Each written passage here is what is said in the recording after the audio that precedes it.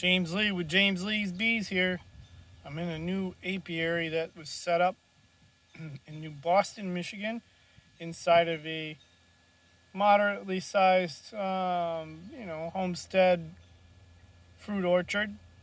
And we put 4 colonies out here that were queenless a couple of weeks ago. Came back in and knocked back all the queen cells that they did develop just to make sure there were no virgins running around. I put frames with eggs inside of them to verify if they would build something while they sat, and just came back, knocked them down. And today, I'm going to drop in some queens that were raised from Stevens Bee Company F1 stock that scored 4 on the Harbo scale. And I raised those through grafting, placed into an incubator, and emerged them all this last weekend. And we're going to drop them into the tops of 7 hives today and show you a little bit about how I do that. Cool.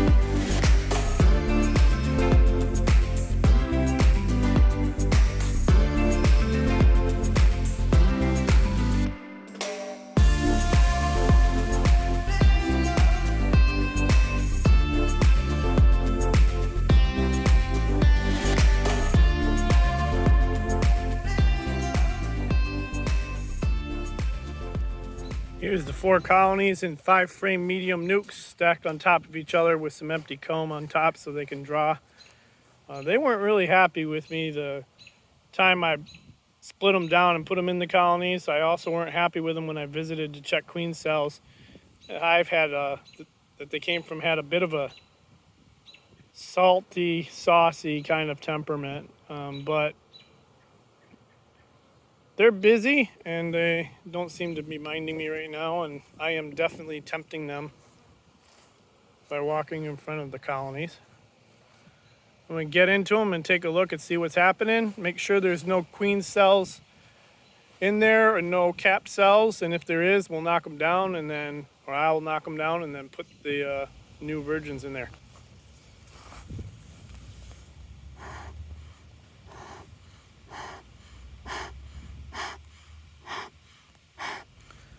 It's always nice when you got wood chips in the apiary, smoker fuel ready to go.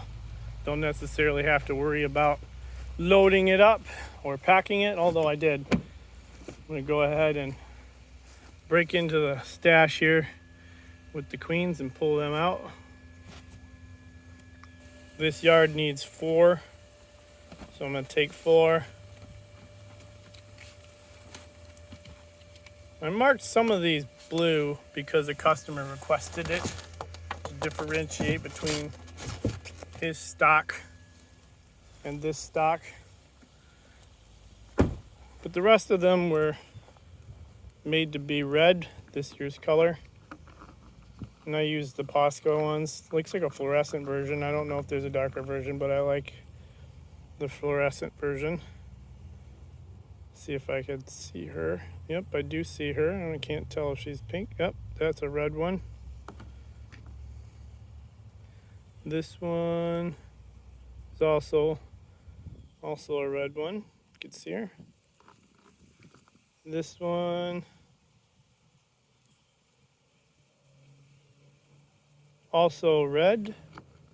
That one too is red, I think, because I just caught a glimpse of it. Yep, red. So 4 F2s, which is the generation following the first generation grafted off of a breeder. So you have F0, and F0 is an instrumentally inseminated queen, or a queen that you've designated as a breeder. That's F0. F stands for filia, which is a Latin term for family. So that is F0 from the breeder, and then F1 is the first generation. and then F2 is the second generation. These would have been grafted from a queen that was an F1 from Stevens Biko, as I had previously said. And I also performed a Harbo score on that colony, as well as a UBO score on that colony, to determine their capacity for hygiene after having mated locally. And I will tell you, the results were not extremely groundbreaking or phenomenal, but they were legit and encouraging. And they did inform me that this was a colony that had some level of varroa resistance and hygienic behavior that doesn't necessarily require a whole lot of inputs. But it doesn't mean that you can be completely monitor free. So I will keep an eye on what they do with the varroa. And after this round of queens mates with local stock, we will take another look at their ability to control the mites in a month or two and assess whether or not they're doing their job with the hygienic behavior as well. Nice, fresh, clean hive tool. Another Romulus airplane overhead. I clean my hive tools and I use a different hive tool with each yard. I'll sanitize them between yards. And unless I'm desperate or doing something quickly, I very seldom will use a soiled hive tool on one of my colonies just to try to minimize and reduce pathogen and virus transmission. You can't do everything perfectly, and you can't have perfect bees, but you can do everything you can to minimize risk, at least what's within your control.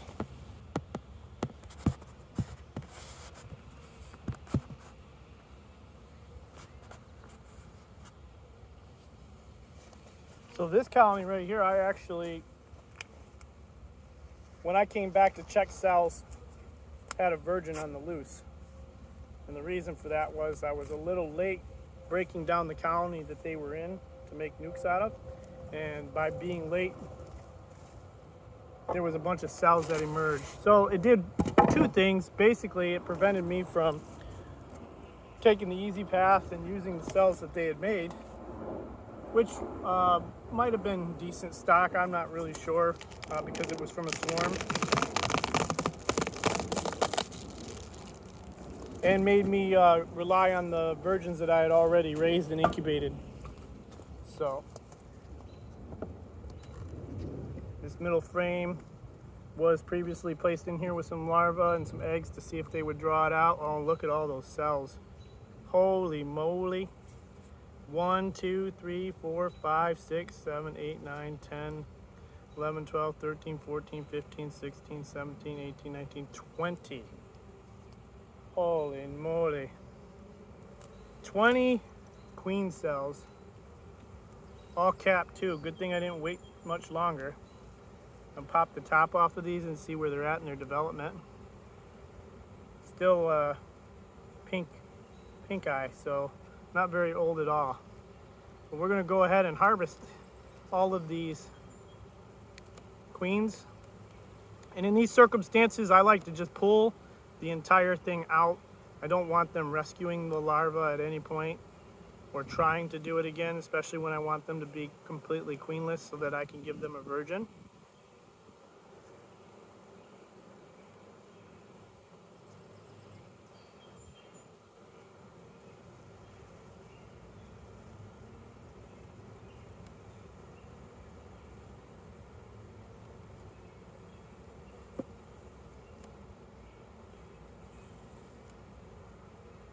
I'm afraid that the other colonies are probably going to be just similar circumstances.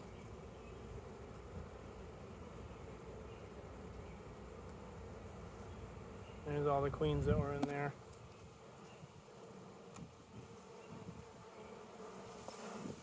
Give them a little tiny shake and make sure I got everybody.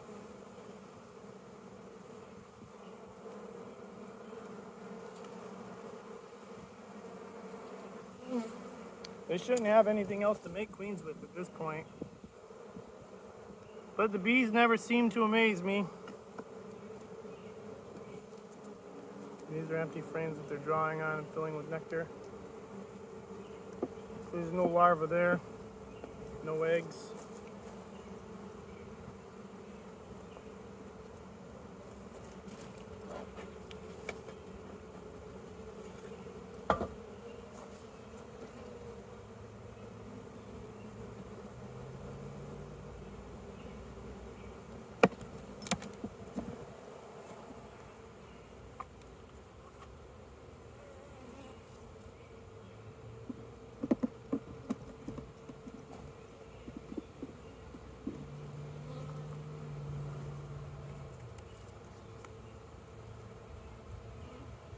No larvae, no eggs.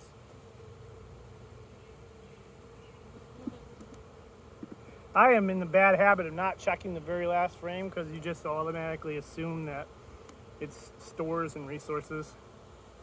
However, that has come back to bite me on a few occasions. This is just nectar and honey and pollen.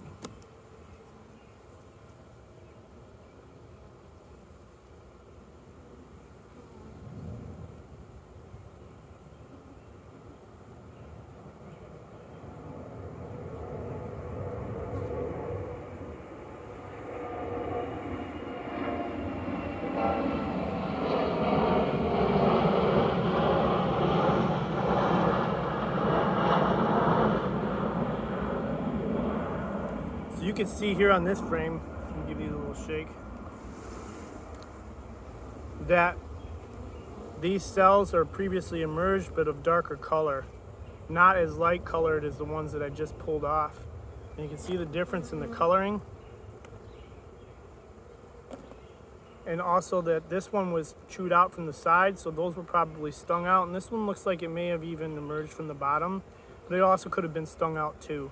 So those are older, and because we had brand new kept cells, and those look fairly aged, my conclusion, based on what the colony is doing right now, plus the sound that they're making, is there's no other queens in here after I pinched the one about a week or so ago.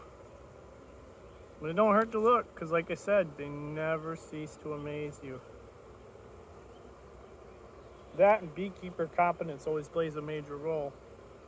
And sometimes we just aren't on our A game.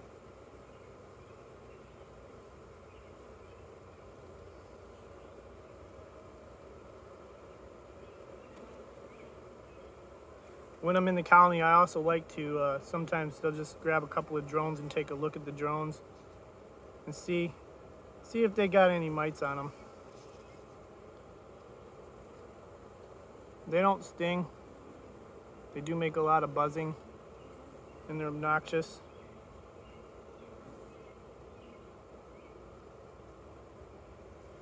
Nice pollen stores and some nectar, so that frame's nice and wet.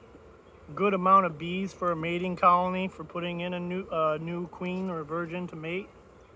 Not too many, not too little. Definitely tons of stores on this frame. Lots of capped honey. Lots of pollen, tons of pollen. And now I'm just going to be lazy because I don't even want to look for any virgins on that. Based on the evidence that I have, it's good enough for my house.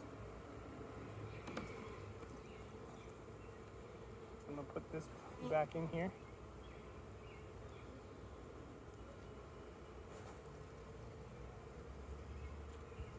I feel pretty confident there's no more cells in here. What about you guys? Let's see how they like one of my queens I have in my pocket. So we'll take her. I'm gonna set her right here. See how they behave toward the cage.